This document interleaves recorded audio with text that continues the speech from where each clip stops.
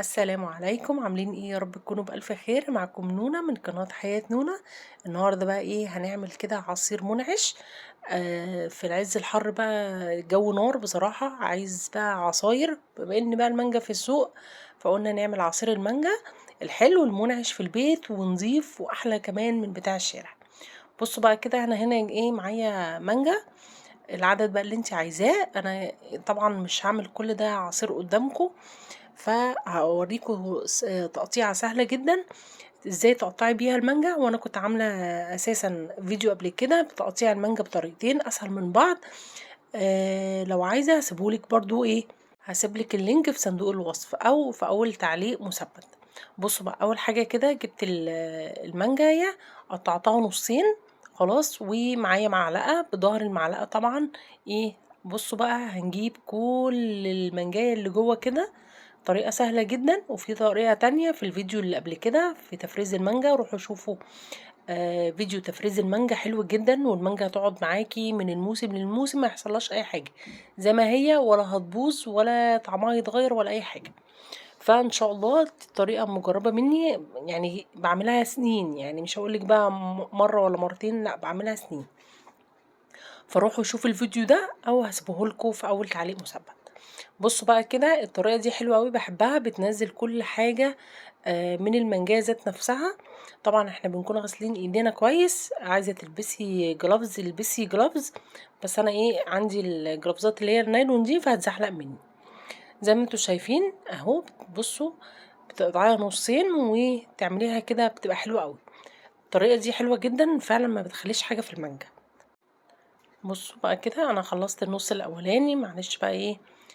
بصوا، ننزل كده النوايا بتاعتها او البذرة بتاعتها كده. وخلوا بالكم بيبقى في ساعات حاجات ايه مسودة شوية، طبعا يعني ما فيهاش اي حاجة، هي بس مسودة. عشان في ناس ممكن تقولي ارميها، لا بصوا، لو حاجة تانية من اللي انتوا عارفينها هنرميها طبعا، لكن هي بس ايه مسودة شوية، فانا مش هاجي جنب الحاجة اللي هي ايه بايظة كده. معرفش دلوقتي المانجا لما بتشتريها ما بتلاقيهاش كلها حلوة، لازم واحدة اتنين تلاتة كده تلاقي فيهم ايه اسود كده من جوه، مش عارفة ليه. مع ان المانجاية من بره يعني بنحطها لحد ما تستوي، يعني فاهمين، مبتبقاش مهرية. بس كده، وبعد كده بجيب بقى البذرة او النوايا بتاعتها، بنزل كل اللحم اللي فيها، بخلي البذرة كده معمولة او النوايا وايه، وبرضو بظهر المعلقة ايه اقعد انزل كده بتنزل كلها. ولو برضو في حاجة بايظة او غامقة شوية ما بننزلهاش طبعا في الطبق بتاعنا، بنرميها طبعا على طول. زي ما انتوا شايفين كده، طريقة سهلة جدا، وهتعملي بقى احلى عصير حلو جدا، ولا كارف ولا بصوا وطعمه احلى من بتاع الشارع، ولا تقيل ولا خفيف. انتوا هتشوفوا دلوقتي الفيديو، اوعي تجري بقى الفيديو. لو انت وصلت لحد هنا حطي لايك للفيديو، انا بفكرك اهو عشان في ناس بتنسى كتير.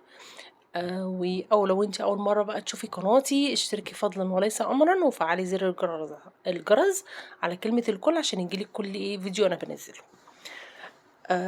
وبرضه يا جماعه انا بنزل شورتس كتير، في حاجات انا ما بنزلهاش على الفيديوهات العاديه، روحوا شوفوها برضه. تمام.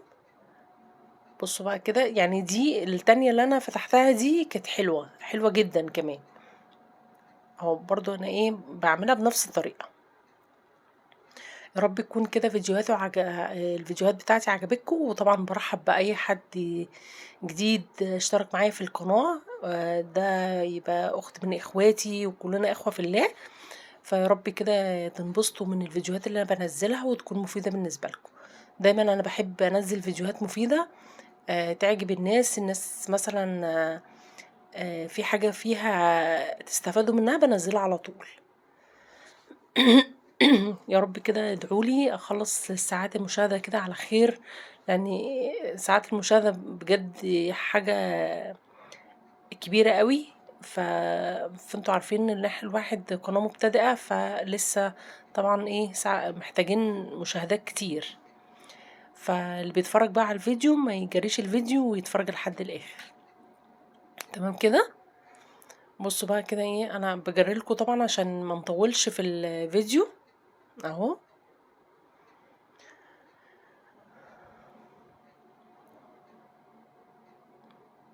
في ناس ما تحبش كمان الكلام الكتير، في ناس تحب تتفرج بس. بصوا بقى انا كده ايه، عملت كل المانجا، بس بصراحة شِلت إيه، كيسين كده من المانجا، طبعًا مش كل المانجا دي اللي أنا عملتها، كانت أزيد، بس أنا باحب إيه لمّا باجيب مانجا باشيل منها كيس أو 2. بُصّوا بقى، جِبت كده الخلاط بتاعي، وبعد ما عملت المانجا طبعًا كلّها، هانزّل بقى إيه، شوية كده في الخلاط، وبعد كده هنزوّدها إيه، شوية مَيّة، خلاص؟ ما تزوّديش مَيّة كتير عشان ما تبقاش خفيفة ما لهاش طعم. بس كده. بس بجد والله العصير ده تحفة، تحفة، تحفة. يعني بُصّوا، وهنا حطيت طبعًا سُكّر على حسب إيه الرغبة، ما تحطّوش برضه سُكّر كتير عشان ما يبقاش معسّل أوي ويبقى حلو بالنسبة لكم. وطبعًا هنحط تلج، حطّوا تلج في الخلاط ما تخافوش هيبقى حلو جدًا، أهو زي ما أنتم شايفين. لو أنتِ الخلاط بتاعِك مش مساعد إن أنتِ تحطّي تلج خلاص ما تحطّيش، حطّي بعد كده. بُصّوا بقى هنضرب بقى كل الحاجات دي كده مع بعض حلو جدًا. التلج بقى بيخش مع المانجا، فالمانجا بتبقى ساقعة جدًا، بتبقى حلوة أوي،